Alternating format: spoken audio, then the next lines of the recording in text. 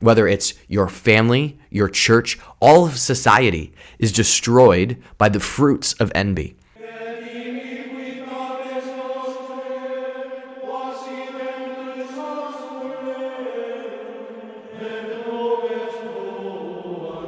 Hello, I am Brother Francisco Whitaker, Benedictine monk of St. Vincent Archabbey in Latrobe, Pennsylvania, and you are watching The Benedict Project. Today we continue our discussion of monasticism and the 7 deadly sins, how St. Benedict and the early church fathers can help us in our struggle with sin.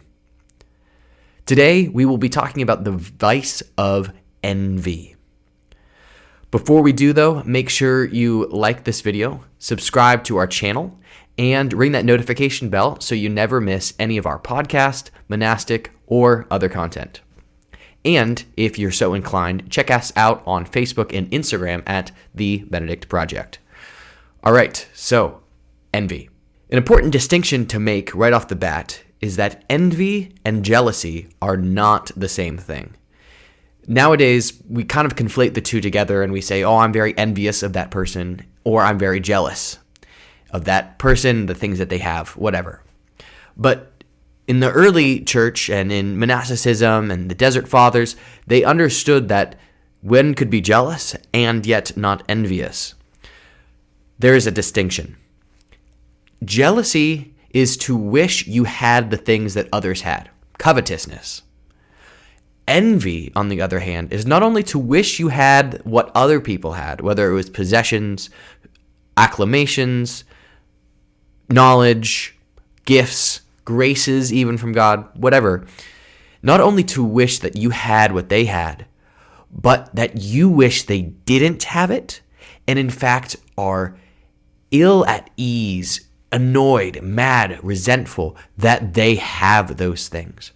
It's to rejoice over the affliction of others and to be afflicted at the joy of others. It really is a resentful attitude towards the providence of God. So, let's dive more deeply into envy based off of St. Benedict, St. John Cassian, and St. Evagrius of Pontus. So, what do they all say about envy? Well, John Cassian is probably the most prolific when it comes to writing about the 7 deadly sins, specifically the vice of envy. John Cassian says that envy is a corruption of the mind and a disordered understanding of what God's providence should look like. It is really to say, God, you are not doing a good job in other people's lives. Let me tell you what to do. And since you're not doing what I want, I will both resent you and disdain and be annoyed and be frustrated and even hate other people for the graces and gifts that you have given them. John Cassian says that envy is really a self-torturing. It is a constant comparison of what others have and I lack, what I want from them, what they don't, that they're happy and I'm not. It is born out of what we spoke about last week, avarice. Does this constant desire to have things, which we distinguish from the other vices which are born out of something natural, that avarice is born out of something unnatural to us, that we desire or hold anxiously to the things that we have. Well, envy follows upon avarice because it says, not only do I not have enough, but they shouldn't have those things. So we call it, or John Cassian calls it, a self-torturing because it is constantly looking at me, myself, and what I lack, and looking at others in what they are abundant in. And even if they're not really truly abundant, they have what I don't. So I disdain them.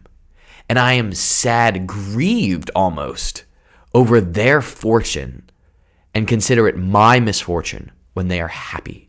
Envy despises success on any sense of other people because it is to say, wow, they're getting the attention maybe they rightfully deserve, but that should have been attention I had before them. I should have been the one that was recognized for coming up with this idea. I should have been the one recognized for being the strongest in the room, being the most prayerful, the holiest. Evagrius, while he doesn't specifically speak on envy in his writings on vice, does speak about an attitude, a disposition of the soul, which he calls sadness, which is directly connected to envy. Evagrius of Pontus would actually call that attitude not only envy, but spiritual sadness. Because you're looking at the gifts that God has given these people, the success that they have by their own labor of their hands, and are grieved that you didn't do it first, or that people aren't giving to you what you deserve, or that God should have showered you with these gifts because you're the Holy One. You did things right. It's a disdain for the providence of God because it says, God, you didn't do what you should have done with them. You should have done what I thought. Your gifts to them, they didn't deserve them. Only I deserve them.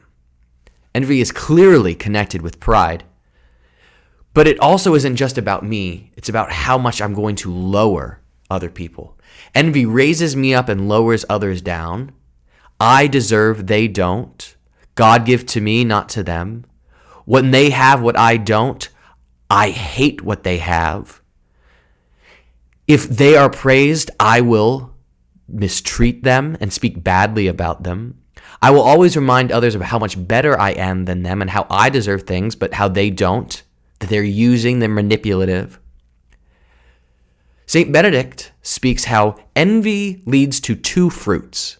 And he speaks about how dangerous these are to have running rampant in a monastic community, because he says it destroys the entire structure. So it really destroys the entire structure of any community, whether it's your family, your church, all of society is destroyed by the fruits of envy. The first fruit is what Benedict calls murmuring, or we might understand better as gossiping or even calumny. Calumny is to speak ill about a person, even if those things are true, but for the purpose of destroying their reputation in the eyes of others. Envy, because it can't stand the good fortunes of others, must destroy them or make other people also believe what you believe about whomever it is that you are envious towards. So murmuring or gossiping becomes the first thing that an envious person is listening for. So that there's actually a picture I saw recently of envy personified with a very long tongue, narrow eyes, and massive ears. The tongue is constantly speaking ill about others. It is very narrow in its vision because it doesn't see what's good, only what is evil or what they don't like. And in his large ears is quick to listen, to catch anything about the other that they can use against them. So if you find yourself constantly gossiping about others, telling other people the flaws that you see in your friends, your family, or coworkers, you might want to reflect on maybe your participation in the vice of envy, you choosing to be envious. Not only do you think these people aren't living up to the standard that you have, or their poor performance in work, or they're not having a strong enough connection with God that you believe they should have. Maybe that's what you think you're critiquing, but deep down, you resent or are angry at the fact that they're receiving good things that you don't believe they deserve, but that rather you do.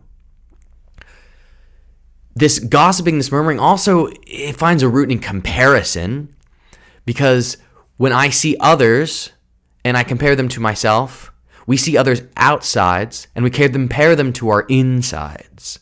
And when my inside doesn't feel right, but others on the outside seem to be doing well, I want what they have. But we should never compare our insides with other people's outsides. But envy, comparison, rooted together, breed gossip, so that we spread this false, gross comparison, this gross mindset of competition to other people. The second negative fruit of envy is resentment. And I could go on and on and on about resentment, mainly because I have seen how pervasive it has been at times in my life, and how it was destroyed at times when I was, before entering the monastery, it might have destroyed relationships or connections, or even in times when I was a monk and not living everything the way I should be, how resentment just breeds distance, contempt, everything the devil wants to do to disrupt community. Resentment is the key. So I'll just reflect on a couple of aspects of resentment that might help. A phrase maybe you've heard is, resentment is like drinking poison, but then expecting the other person to die. It's to allow this negative attitude to pervade within you, but hoping that somehow by feeling so awful that you're projecting it on others, that they feel outwardly and inwardly what you're feeling inside. But the truth is, most people don't even know you resent them.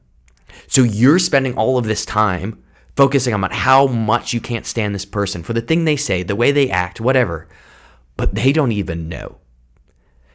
So maybe what you just need to do is go out and speak to them,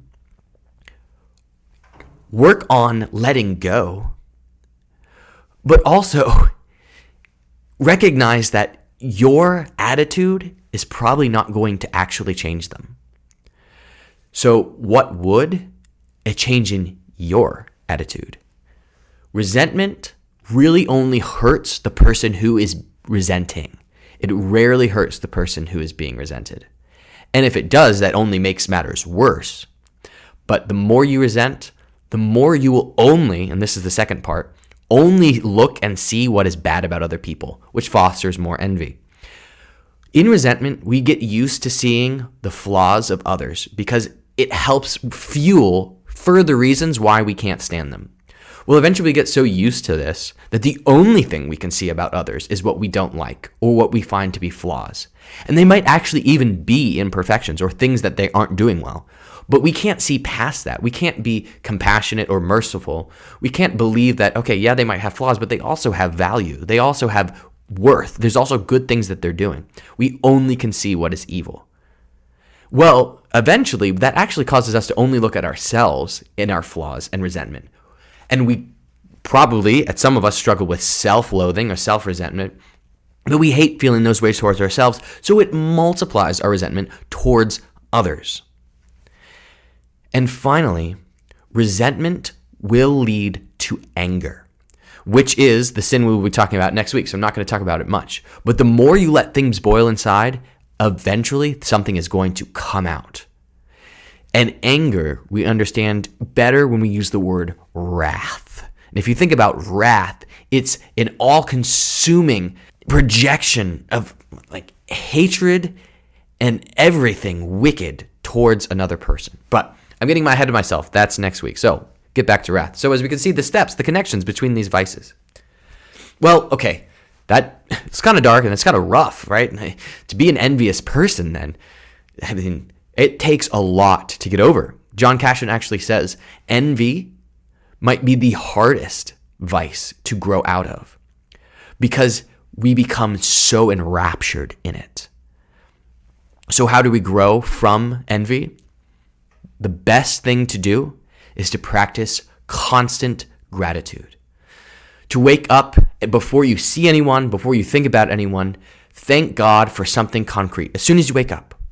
Halfway through the day, thank God again about something that's happened from the morning to the afternoon. In the evening, thank God about something that's happened between the afternoon and the evening. And before you go to bed, name one more thing. Now, these are helpful when we are grateful for the things that we have, but it can also be helpful when we resent someone to work on saying thank you to God for something that you see good in them. That can be really hard to start on. So it's easier to first say, thank you, God, for the things you're giving me. But eventually grow in accepting and being grateful for the gifts God gives to others. And the more you see the good things God gives to others, the more you will see good things in them. And that resentment will slowly die down. The best way also to grow in envy, not only in gratitude, but is in constant prayer for others. It's really hard to resent. It's really hard to be envious of someone that you spend time in prayer for them. And that prayer might be really challenging. You might not be able to say a lot, but even if what you just say is, God, I don't necessarily see what's good about them. I don't necessarily want them to flourish, but I know that that is what they do need. That's what they deserve. I don't feel it. I don't necessarily even believe it right now, but because of who you are, and who they are to you, I'll pray for them. Maybe not who they are to me, but who they are to you and who they are in and of themselves. Spend time in praying. Name the person and pray that, God, whatever they need right now, give it to them. I wouldn't give it to them, but you give it to them. Trust me, it might not work right away, but the more you do it, the more, and that's what virtue is a habit, vice is also a habit. You got to break a bad one by forming a new one, a good one. The habit of prayer for others for what they need and prayers of gratitude, those will grow within us and dispel the envy and resentment that have grown in our hearts. I hope that video was helpful, and if it was, please leave a comment below on what you found fruitful from this video. If you have enjoyed this series so far, please give a like and share any of these videos with someone that you know it might be helpful. Make sure you keep sticking around for our next couple of videos. Like I said, next week we'll be talking about anger. So if you find yourself an angry person, you might want to tune in. And finally, if you've enjoyed these videos, you can check out the whole playlist of the 7 Deadly Sins here and some monastic spirituality videos here. Thank you for joining me. I'm Brother Francisco. Have a wonderful day. God bless.